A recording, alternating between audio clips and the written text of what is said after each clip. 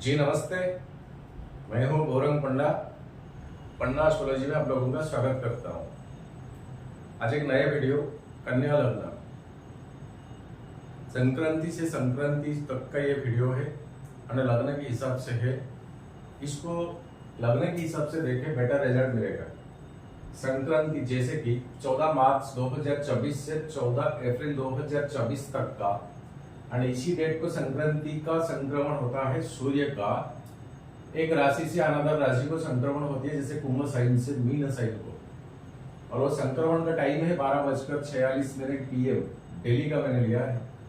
और उसी दिन बृहस्पतिवार और संक्रांति संक्रमण का नक्षत्र है भरणी, जो कि शुक्र का कन्या लग्न।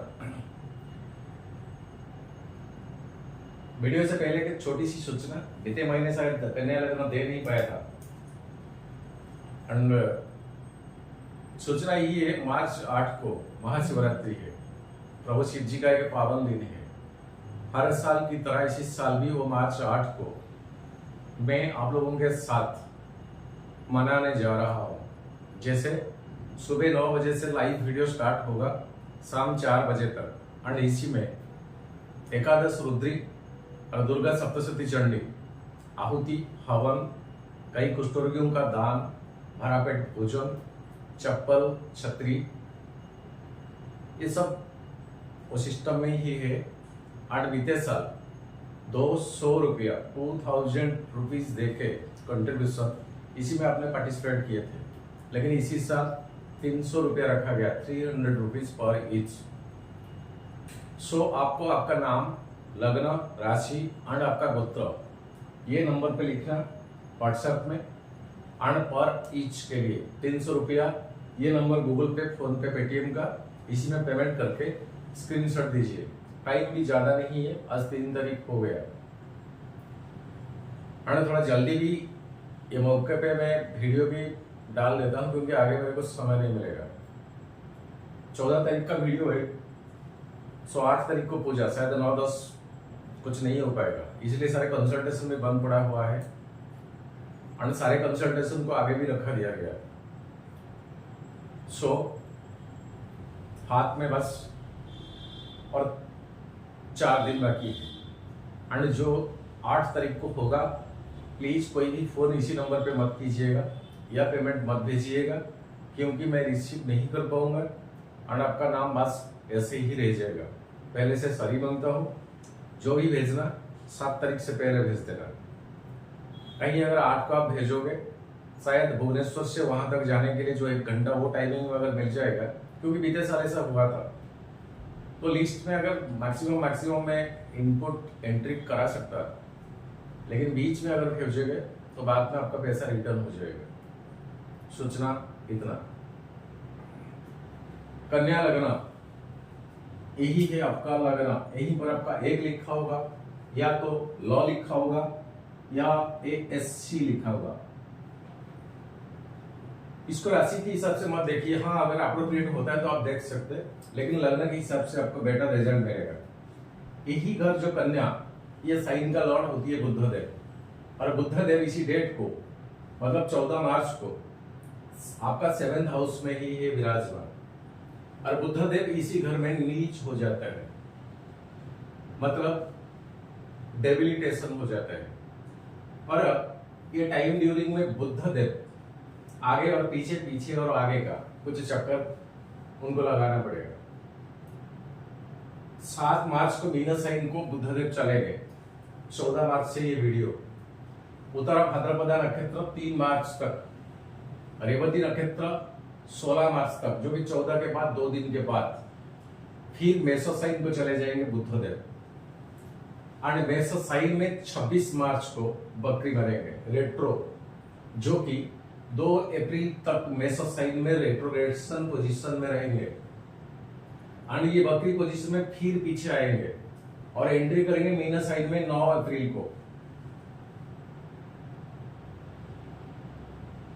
और मीन साइन से 25 अप्रैल को फिर फॉरवर्ड होंगे।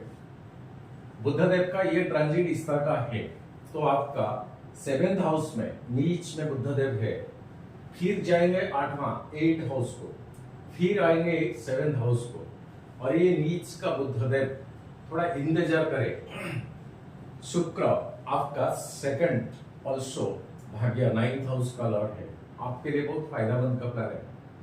और ये शुक्र आपका 7 मार्च तक कुंभ साइन में है शनि के साथ। सतरीसा नक्षत्र, उसके बाद पूर्व भाद्रपदा 23 तारीख को, उसके बाद मीन साइन को जाएंगे 31 मार्च को, और उत्तरा भाद्रपदा रेवती में 14/4 मतलब 14 अप्रैल। ये जो डेटेड्स है, ये टाइमिंग में शुक्र बहुत हाईली एक्सट्रालेशन पोजीशन में रहेंगे, आपका पैसा भाव और भाग्य भाव का अधिपति। और यहीं पर जो बुधदेव नीच होते हैं, यहीं पर नीच भंग राजयोग बनेगा आपका लग्न लड़। सो 7th हाउस पार्टनरशिप, पैसा, वेल्थ, फैमिली प्रॉब्लम्स, फैमिली को दाम्पत्य जीवन में क्या कुछ खटपटास होगा, फिर सुलझ जाएगा, फिर होगा। क्यों? फिर से 8वां घर को बुधदेव आ रहे हैं, और बृहस्पति के साथ 8 हाउस, वो अच्छा कॉम्बिनेशन नहीं है, मंगल का घर है। और बुधदेव आपका 10th हाउस का ओनर, आपका जॉब एंड प्रोफेशन। सो उथल पुथल, ट्रांसफर, या तो ट्रांसफर पोस्टपोन, या आपका मन चाहे जगह को ना होना, जहां पर आप चाहते हो वहां पर ना जाना, सैलरी से कटौती या प्रमोशन का रुकावट, ये कई सारे बाधा है। लेकिन जब शुक्र आ जाएंगे बुध के साथ, वो जो थोड़े बहुत 5-7 दिन बचत होता है, वो टाइमिंग आपके लिए बेनिफिटेड रिजल्ट देगा। आगे का टाइमिंग में बुध का जो 8 हाउस का ट्रांजिट, वो आपके लिए उतना बेनिफिटेड नहीं है। और शनि आपका 5th और 6th हाउस का ओनर, जो कि क्रिएटिविटी का, एक्टिविटीज का प्लैनेट है, अभी वो 6th हाउस में है। और शुक्र बहुत कंफर्ट में है शनि के साथ, जो कि आपका 9th और 2nd पैसा का, परिवार का, भाग्य का अधिपति शुक्र।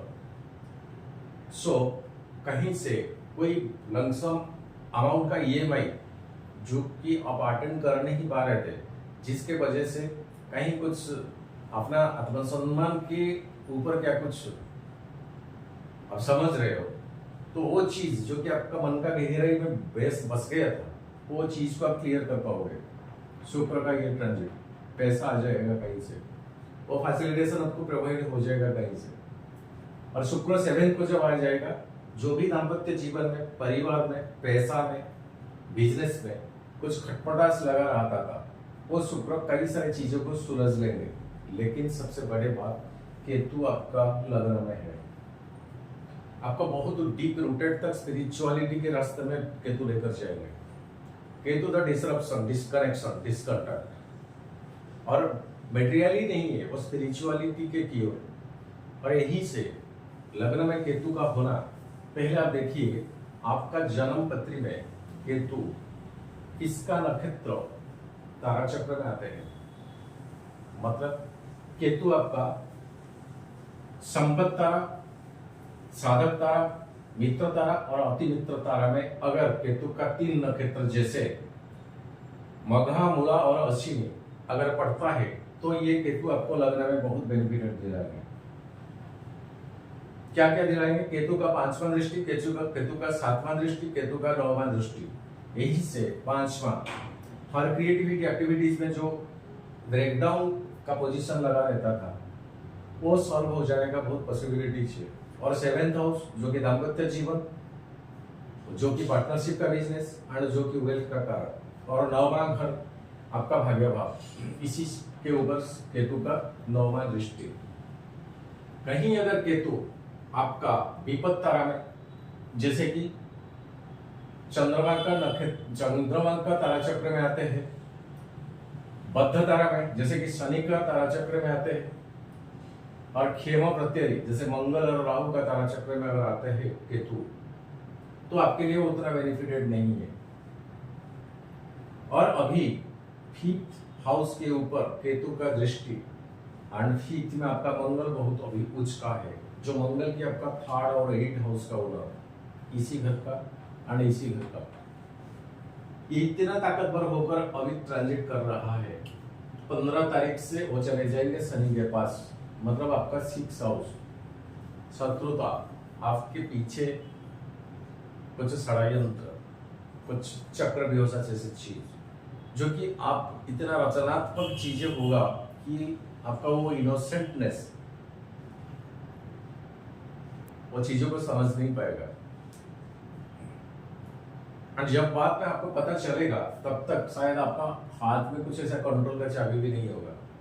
मंगल जब 15 को चले जाएंगे शनि के साथ, और शुक्र चले जाएंगे आपका मीन साइन को 31, मतलब तीनों प्लैनेट सही पर हो जाएंगे, शनि मंगल और शुक्र। 6th हाउस, रोग ऋण शत्रु, ये टाइमिंग में कोशिश करें इसी से दुश्मनी ना करने का। बातों को जितना लिमिटेड हो सकते उतना लिमिटेड में ही सुलझा लीजिए, लिंगरिंग मत कराइए।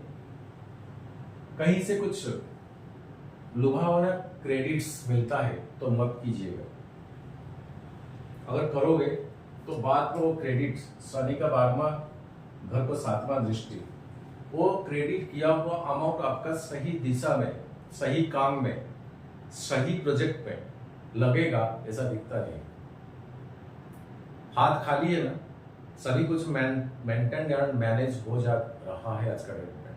कहीं से अगर क्या कुछ पैसा आ जाएगा, चाहे वो क्रेडिट करके या ईएमआई पे या इंटरेस्ट पे आप लेकर आओगे, तो कई सारे प्रॉब्लम्स उस टाइम में आके पहुंच जाएगा, ताकि वो पैसा वो दिशा में ना जाकर किसी और दिशा में चला जाएगा, जिसको कि आप फिर से मैनेज एंड मेंटेन करने का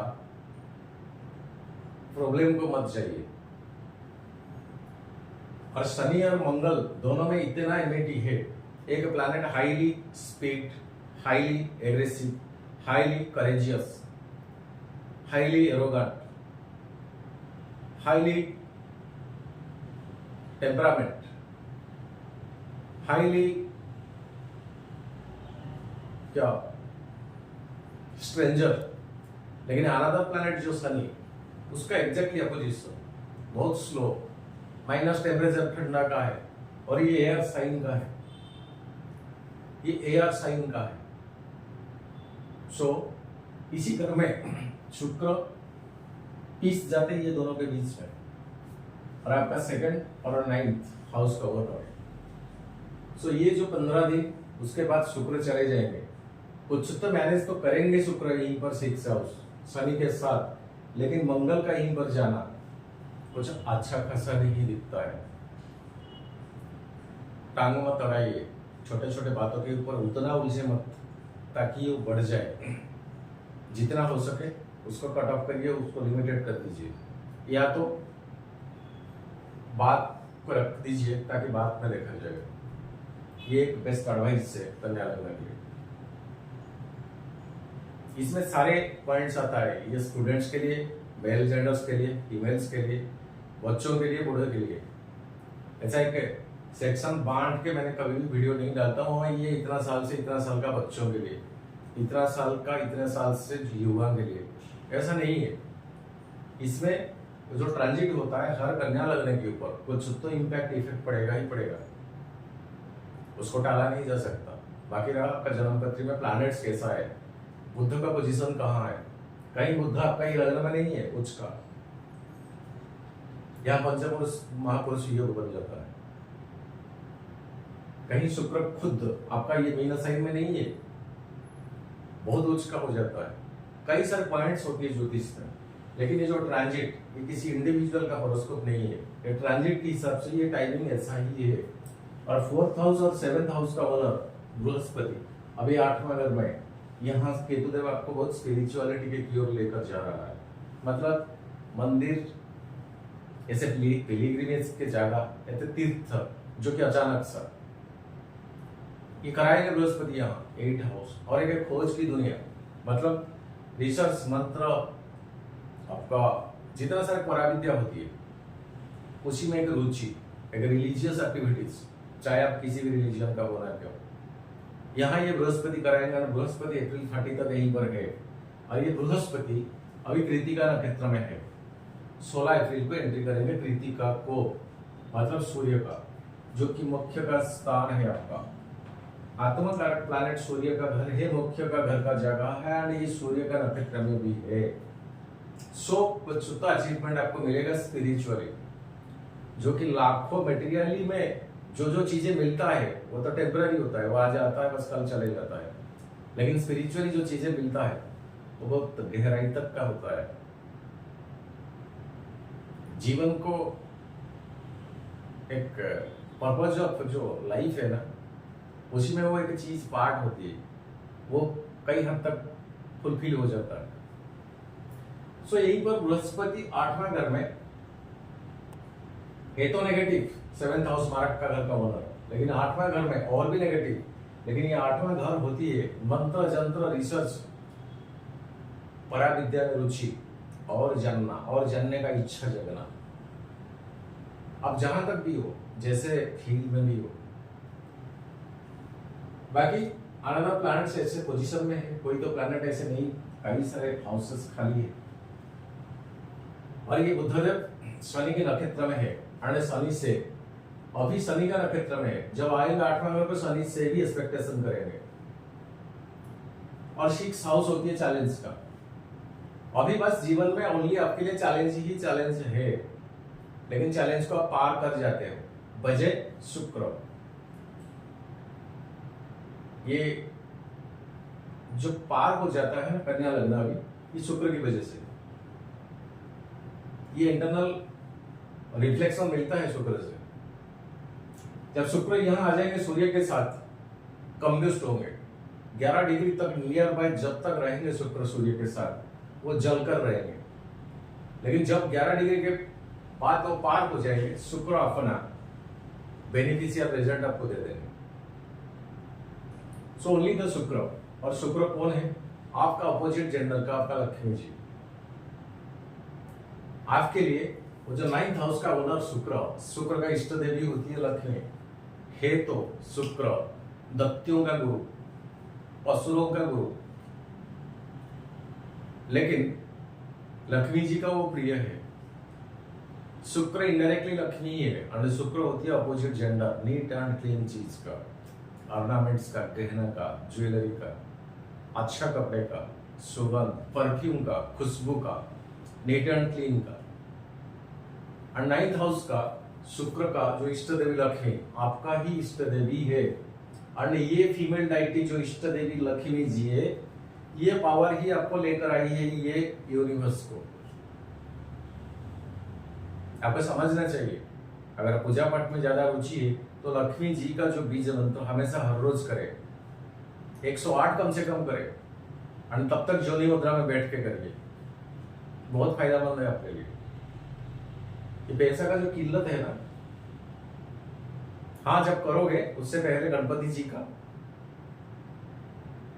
सेकंड जो मंगल आपके लिए इतना मारक है उनके लिए हनुमान जी का, उसके बाद लक्ष्मी जी का। इतना नहीं होगा तो नवाग्न मंत्र कर लीजिए, इसमें लक्ष्मी जी आते हैं, माँ सरस्वती जी आती है, और आपका माँ काली भी आती है। लक्ष्मी जी जो कि आपका इष्ट देवी, माँ सरस्वती जो कि बुद्ध का इष्ट देवी, इंटेलेक्चुअल जो देते हैं आपका लग्न, और माँ काली जो कि आपका क्रिएटिव एक्टिविटीज का ओनर शनि, इनके इष्ट देवी। ये तीनों पावर को आप आजमाइए। छोटी सी मंत्र ओम ऐं ह्रीं क्लीं चामुंडाय विच्चे, लेकिन उसका प्रोसीजर यही करे। सभी के सब शिव जी ने साप दे रखा है, सभी मंत्र सापित है, सापित है। ओनली एक मंत्र सापित नहीं है, दुर्गा का क्या है, सिद्ध कुंजी का। ओनली एक मंत्र जो कि स्थापित नहीं है, उसको साप विमोचन करना जरूरी नहीं है। ना उसके लिए आरगड़ा, ना कीड़ा, ना कवच, ना कुछ नहीं चाहिए। अगर आप में कुछ नहीं हो सकता तो हर रोज एक बार कम से कम सिद्ध कुंजी का पढ़िए, बहुत बेनिफिटेड है। करके आजमा के देखिए, कमेंट सेक्शन खुला है। हमारा पर्पज ऑफ लाइफ को आप स्टडी करें, पहले समझिए कि वो जो शनि आपके क्रिएटिविटी एक्टिविटीज का घर का ओनर, वो हमें लेसन क्या सिखाता है। पर्पज क्या है हमारा आने का यहाँ ये धरती पे, ये यूनिवर्स पे, कि हम आए क्यों, हमें करना क्या चाहिए और हम कर क्या रहे हैं। ये 3 सवाल खुद को पूछिए। रास्ता कुछ भी, रुकावट है, कुछ भी नहीं होगा। बस ये है प्लैनेटरी पोजीशंस करने वाला छोटा सा वीडियो। एंड मार्च 8 के लिए बहुत टाइट में भी हो आप लोगों के लिए, क्योंकि जुड़ता हूँ ना एक बार आपसे लाइव में, और मन में एक और ज्यादा बढ़ जाता है क्यूरियोसिटी। आगे शायद 90 नंबर्स तक वो जो कंट्रीब्यूशन भेजे हुए पर्सन्स 90 नंबर तक आ गए। सो बहुत पूरा कोशिश करता हूँ, क्योंकि कोई एक नंबर से बात तो करता है लेकिन दूसरा नंबर से फोन पे आता है पैसा, तो हड़बड़ा जाता हूँ मैं। फिर दोबारा फोन करके पूछना पड़ता है कि सर जी आपने पेमेंट भेजा है क्या, किस नंबर से भेजा, क्यों। कम से कम ये मिस्टेक ना हो जाए कि किसी ने भेजा और उसका नाम एंट्री नहीं कराया गया एंड सीरियल नंबर नहीं मिलाया गया। ये बहुत दुख की बात है। हाँ, बाद में पैसा तो रिटर्न हो जाएगा, लेकिन ये पावन दिन नहीं मिलेगा। सो मेरे तरफ से इस तरह का मिस्टेक ना हो, मैं पूरी कोशिश कर रहा हूं। अब चलते हैं लग्न से चंद्रमा का जो ट्रांजिट, इसको आप daily day to day life राशिफल भी समझ सकते हैं। ये कितना अप्रोप्रिएट होता है बाद में बताइएगा, नहीं तो क्यों 10-15 मिनट आपका मैं लाप्स करूंगा। जो डेटेट्स को 14 मार्च को मैंने डेट लिया है, वो 14 मार्च को वृषभ साइन में चंद्रमा, जो कि भाग्य भाव में, और इसी घर में चंद्रमा बहुत खुशी है। ये घर में उच्च का हो जाता है भाग्य भाव, यहीं से 7वां दृष्टि कम्युनिकेशन हाउस को भी देखते हैं। सो पैसा की लिहाज से कहीं एक अच्छा दिन है आपके लिए। एक टिप देता हूं, उतना अच्छा नहीं है। 17 तारीख को मिथुन साइड, जो कि आपका कर्म भाव, आपका जॉब या प्रोफेशन, जहां पर आप कमाते हो या कुछ करते हो, ये 10th हाउस चंद्रमा कोई मालेफिक का दृष्टि नहीं पड़ता है। सो जॉब एंड प्रोफेशन में ऐसे न्यूट्रल पोजीशन में चलेगा। कर्क साइन 11th हाउस है आपका आय का, और यहीं पर राहु का 5वां दृष्टि, मंगल चले जाएंगे उस टाइम 6 हाउस को, और ऐसे कोई मालेफिक का दृष्टि नहीं है 11th हाउस, राहु का ही दृष्टि है। राहु आपका किस नक्षत्र डिवीजन में आता है तारा चक्र में, इसको देखें। अगर अच्छे में है तो 11th हाउस कहीं से एक लमसम अमाउंट भी आपके पास आ जाएगा। सिंह साइड 22 मार्च 1:26 सुबह, ये 12वां घर एक्सपेंडिचर का, अंड शनि का 7वां दृष्टि और बृहस्पति का 5वां दृष्टि। एक्सपेंडिचर तो होगा, लेकिन माँ का, मम्मी का अगर रखे तो ख्याल रखिए, शायद वो कोई डॉक्टर के चक्कर में ना हो। एक टिप देता हूँ, एक क्रस देता हूँ, चिंता की कोई कारण नहीं है, क्योंकि बृहस्पति का 5वां दृष्टि पड़ता है। सो चीजें सुलझ जाएगी, आज आप सुलझ लोगे, लेकिन कुछ तो परेशानियां हैं। कन्या साइन 24 मार्च 2:20, यहाँ केतु है, ग्रहण दोष बनेगा। राहु का 7वां दृष्टि, सूर्य का 7वां दृष्टि, बुध का 7वां दृष्टि, 12वां घर का, लग्न लड़का। सो ये डेटेट्स उतना खुशी महसूस नहीं करोगे। हमेशा मैं बताता हूँ कि हाँ, लग्न में जब ट्रांजिट होता है चंद्रमा अच्छा होता है, लेकिन ये सिचुएशन में उतना खुशी नहीं है। एक टिप देता हूँ, एक क्रस देता हूँ। तुला साइन 27 मार्च को, और बृहस्पति का 7वां दृष्टि, 2nd हाउस आपका गजकेसरी योग बनता है। कहीं से का अनएक्सपेक्टेड गेन, अचानक सा पैसा। एक टिप देता हूँ। वृश्चिक चंद्रमा का नीच का घर है, और राहु का 9वां दृष्टि। आपका कम्युनिकेशन स्किल के ऊपर भरोसा ज्यादा बढ़ाइए, कॉन्फिडेंस लेवल।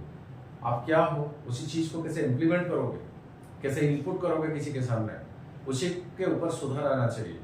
क्योंकि आपके पास क्या कुछ हुनर है, चीजें को आप एग्जैक्टली एक्सप्लेन नहीं कर पाओगे, तब तक कुछ फायदा नहीं। ये हाउस जितना अच्छा उतना बुरा भी हो सकता है अगर आप मिस्टेक करोगे। धनु साइन 31 मार्च, जो कि 4th हाउस, बृहस्पति का 9वां दृष्टि, खुशी का जगह शांति का है।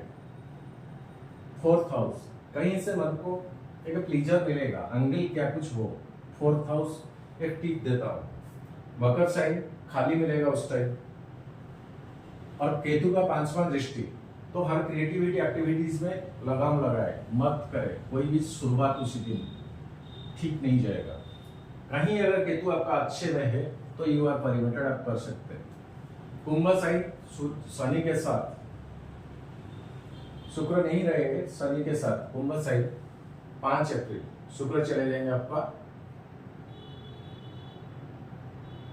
मीन साइन को 31 मार्च को, तो 5 अप्रैल शनि के साथ चंद्रमा 20 दोस्त बनेगा 6 हाउस में। काली झगड़ा मत करे, क्रेडिट मत करे, ट्रिपल प्लस देता हूं, चुप्पी रहे। मीन साइन फिर से 7 अप्रैल को राहु के साथ यहां पर भी ग्रहण दोष, लेकिन दो प्लैनेट्स आपका है लग रहा, इसी जोन में शुक्र आ जाएगा। कुल मिलाकर राहु अगर अच्छा पोजीशन में है तो डबल बेनिफिट। अगर अच्छा पोजीशन, राहु के ऊपर बहुत डिपेंड करता है, अगर अच्छे में नहीं है तो आपको सूर्य और शुक्र और बुध ये तीनों का मिक्स रिजल्ट मिलेगा। लग्न लड़, भाग्य लड़, पैसा का लड़। कहीं अगर राहु आपका ठीक है तो ट्रिपल टिक मारता हूं, नहीं है तो डबल क्रॉस देता हूं, ये आप खुद कैलकुलेशन करिए। मेषसाई 9 अप्रैल 7:31 AM, ये भाग्य भाव, ऐसे कोई मालेफिक का दृष्टि नहीं है। यहीं पर मंगल होगा चौथा दृष्टि भाग्य भाव को, जो मंगल की आपका 3rd और 8 का आ गया ना मालेफिक भाग्य भाव। चिड़चिड़ापन मत होइए, ये स्वभाव अगर है तो उसको कंट्रोल में रखिए, नहीं तो इसके वजह से नुकसान हानि उठाना पड़ सकता है। फिर ऋषभ भाग्य भाव, मंगल आ जाएंगे, ओके है ना ऋषभ। मिथुन साइन 10th हाउस, जॉब या प्रोफेशन का, यहीं से मंगल का चौथा दृष्टि, नो सही 1 2 3 4 5 9, ये फ्री हाउस है। जब प्रोफेशन में ऐसे कुछ रुकावटें कोई प्लैनेट्स नहीं करता है, प्रोफेशन जॉब में ठीक चलेगा, दिमाग से काम लीजिए। कर्क साइन 15 अप्रैल 11th हाउस से आपका, कोई भी मैलेफिक प्लैनेट का दृष्टि नहीं है, ओनली राहु का है। सो टेढ़ी अंगूठी बनाना पड़ सकता घी निकालने के लिए, आप समझ रहे हो। एक टिक एक क्रॉस देता हूँ, छोटी सी वीडियो, मन वो पूजा के ऊपर है, लेकिन देना जरूरी है, करने लगना। कोशिश करता हूँ सारे वीडियोस को इसी महीने में 1-2 दिन में डाल देने का। बस जय जगन्नाथ, फिर मुलाकात होगा, तब तक के लिए आज्ञा दीजिए। सर्वे भवन्तु सुखिनः, सर्वे सन्तु निरामया, सर्वे भद्राणि पश्यन्तु मा कश्चित् दुःखं भवेत्। जय जगन्नाथ।